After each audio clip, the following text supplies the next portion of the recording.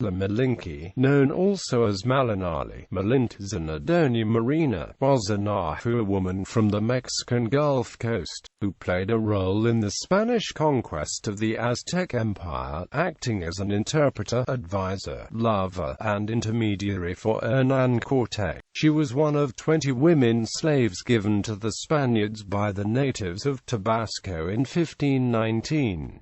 Later, she became a mistress to Cortés and gave birth to his first son, Martín, who is considered one of the first Mestizos. The historical figure of Marina has been intermixed with Aztec legends. Her reputation has been altered over the years according to changing social and political perspectives, especially after the Mexican Revolution, when she was portrayed in dramas, novels, and paintings as an evil or scheming temptress.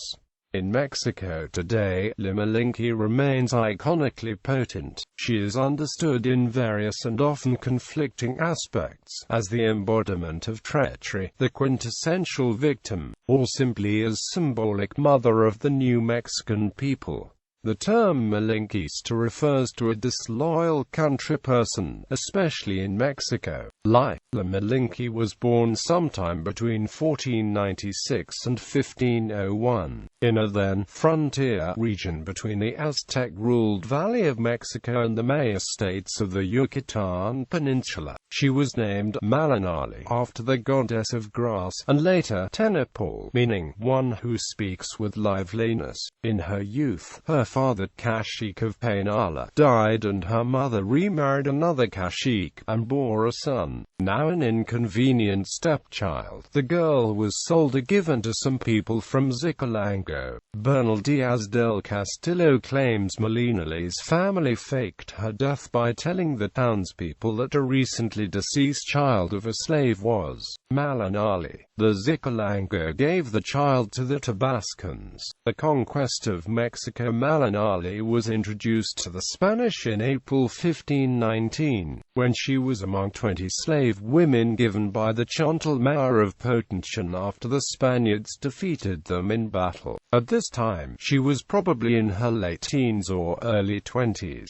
Bernal Diaz del Castillo remarked on her beauty and graciousness. She was the only one of the slaves whose name he remembered. Cortés singled her out as a gift for Alonso Hernández Puerto Carrero, perhaps the most well-born member of the expedition. Soon, however, Puerto Carrero was on his way to Spain as Cortés' emissary to Charles V, and Cortés kept her by his side for her value as an interpreter who spoke two native languages, Mayan and Nahuatl. According to Diaz, she spoke to emissaries from Moctezuma in the native tongue Nahuatl and pointed to Cortés as the chief Spaniard to speak for them. Cortés had located a Spanish priest, Geronimo de Aguilar, who had spent several years in captivity among the Maya peoples in Yucatan following a shipwreck. Thus, he had learned some Mayan, but he did not speak Nahuatl. Cortés used Marina for translating between the Nahuatl language and the Chantalmaya language. Then Aguilar could interpret from Mayan to Spanish, until Marina learned Spanish and could be the sole interpreter. She accompanied Cortés so closely that Aztec codices always show her picture drawn alongside of Cortés. The natives of Tlaxcala, who formed an alliance with Cortés against Moctezuma, called both Marina and Cortés by the same name, Malintzin. According to surviving records, Marina learned of a plan by natives of Cholula to cooperate with the Aztecs to destroy the small Spanish army. She alerted Cortés to the danger and even pretended to be cooperating with her native informants while Cortés foiled the plot to trap his men. Cortés turned the tables on them and instead slaughtered many Cholulans.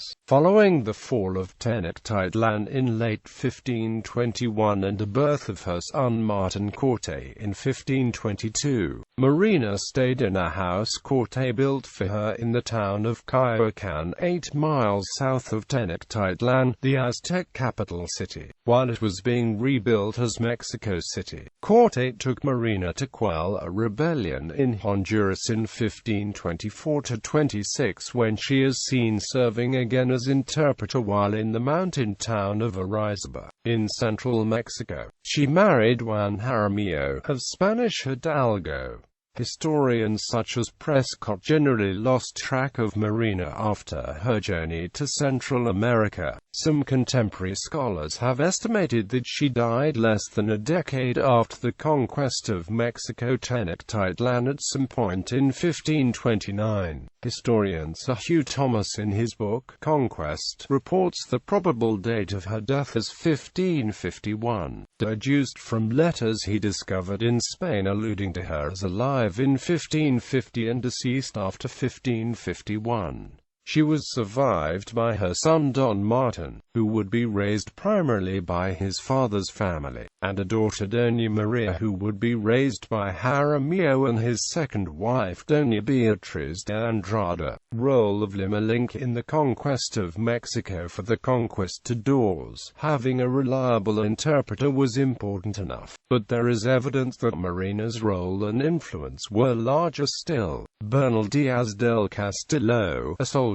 who, as an old man, produced the most comprehensive of the eyewitness accounts, the Historia Verdadera de la Conquista de la Nueva España, speaks repeatedly and reverentially of the great lady, Doña Marina. Without the help of Doña Marina, he writes, we would not have understood the language of New Spain and Mexico. Rodriguez de Recana, another conquistador, relates Cortés' assertion that after God, Marina was the main reason for his success. The evidence from indigenous sources is even more interesting, both in the commentaries about her role, and in her prominence in the codex drawings made of conquest events. In the Lienzo de Tlaxcala, for example, not only is Cortés rarely portrayed without Marina poised by his side, but she is shown at times on her own, seemingly directing events as an independent authority. If she had been trained for court life, as in Diaz's account, her relationship to Cortés may have followed the familiar pattern of marriage among native elite classes. The role of the Nahua wife acquired through an alliance would have been to assist her husband achieve his military and diplomatic objectives.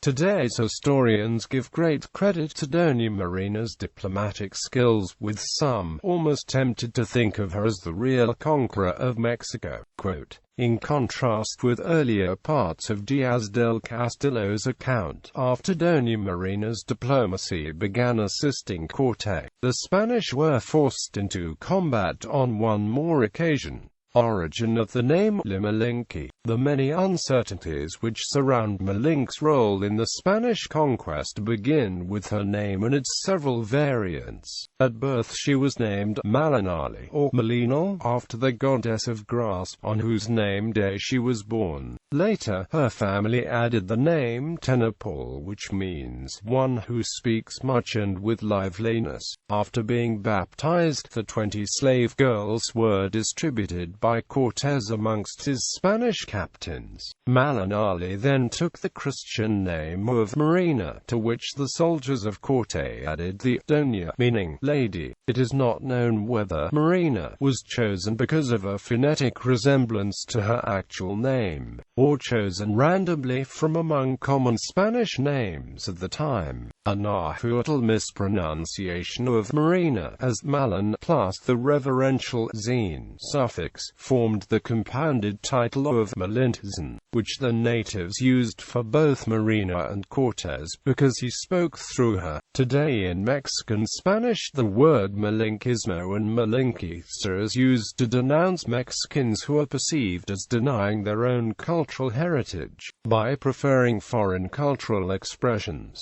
Some historians believe that La Malinche saved her people from the Aztecs, who held a hegemony throughout the territory and demanded tribute from its inhabitants. Some Mexicans also credit her with having brought Christianity to the New World from Europe. and for having influenced Cortés to be more humane than he would otherwise have been. It is argued, however, that without her help, Cortés would not have been successful in conquering the Aztecs as quickly, giving the Aztec people enough time to adapt to new technology and methods of warfare. For that viewpoint, she is seen as one who betrayed the indigenous people by siding with the Spaniards. Recently, a number of feminist Latinas have decried such a categorization as scapegoating, blaming her for forces beyond her control. Malinche's figure in contemporary Mexico. Malinche's image has become a mythical archetype that Hispanic American artists have represented in various forms of art. Her figure permeates historical, cultural, and social dimensions of Hispanic American cultures. In modern times and in several genres, she is compared with the figure of the Virgin Mary, La Llorona, and with the Mexican soldadas for the brave actions. Malinche's legacy is one of myth mixed with legend, and the opposing opinions of the Mexican people about the legendary woman. Many see her as the founding figure of the Mexican nation. Still many, however, continue to find the legends more memorable than the history, seeing her as a traitor, as may be assumed from a legend that she had a twin sister who went north, and the pejorative nickname La Chingada associated with her twin. Feminist interventions into the figure of Malinche began in 1960s. The work of Rosario Castellanos was particularly significant. Her subsequent poem, La Malinche, recast her not as a traitor but as a victim. Mexican feminists defended Malinche as a woman caught between cultures, forced to make complex decisions, who ultimately served as a mother of a new race.